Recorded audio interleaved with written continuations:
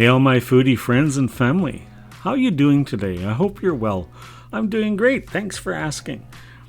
Today we're going to do a super simple recipe, one that you can make when you run home from work and you need to get dinner on the table for the husband or wife and kids. It's mince stew, and we'll start off in a 6-liter Dutch oven with a couple of tablespoons of oil. You can use a skillet for this too. I just happen to like this because there's going to be about 1 liter of liquid added, so I don't want it to run out of the pan. To that olive oil, I'm adding 1 onion that I've diced.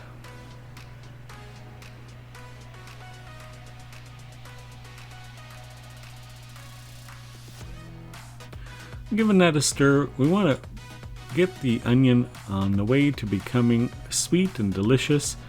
We don't necessarily need it mushy, but we just need it to be a little bit brown. I had to get my little fan out because it was clogging up the camera again. I'm using a pound of veal mince for this one because it happened to be on sale, but you can use beef, chicken, turkey, lamb, veg protein, whatever you like. Any mince works, it doesn't matter. Pork will work too if you like pork. We need to get that crumbled up, and we want to start cooking the meat through.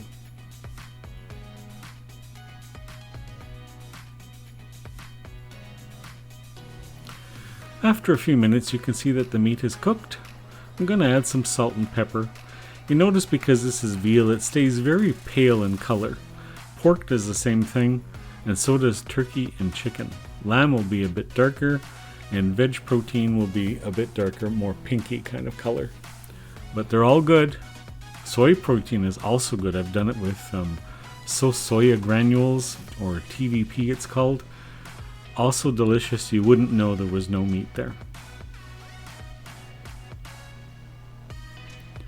I'm adding 1 liter of beef stock that's 30% sodium reduced.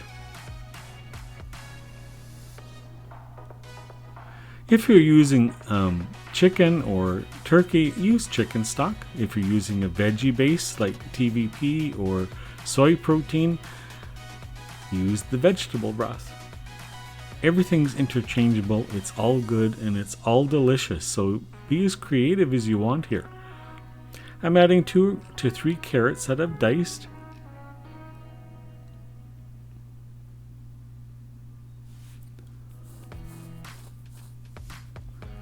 And I'm just bringing that up to a boil. We want to simmer the vegetables because they're fresh and raw. They need a little bit longer cooking time. I'm adding 2 tablespoons of gravy mix. I believe this was Bisto, but you can use any mix that you like. You can also use a cornstarch slurry or a flour slurry. It all works, whatever your preference is. My recipes are so simple, anyone can do them with any flavor, with any preferences. It's so good, and it's yummy, and it's fast. When you get home from work and you're tired and you don't feel like doing too much, drop all this into a frying pan and away you go, and you will have dinner in about 20 minutes or so. And your kids will be saying, "Mom, this is so good." So I've got that in a rolling boil. The gravy mix is coming up to a thickening. And I'm adding 1 can of sweet peas with no salt added. You can use frozen peas. I tend to just like canned peas better. They taste sweeter to me. They're smaller. Frozen peas can get big and woody and grainy, but whatever you have in your freezer, you can use any vegetables. If you don't like peas and carrots, use something else. Use broccoli and cauliflower. Use green beans and lima beans. Whatever you like. It's so simple. There it is finished. You can serve this on some pasta, on some rice. You can serve it as is, as stew. Everything is absolutely yummy. Your family will love it. If you like the recipe, I'd love it if you'd subscribe to the channel.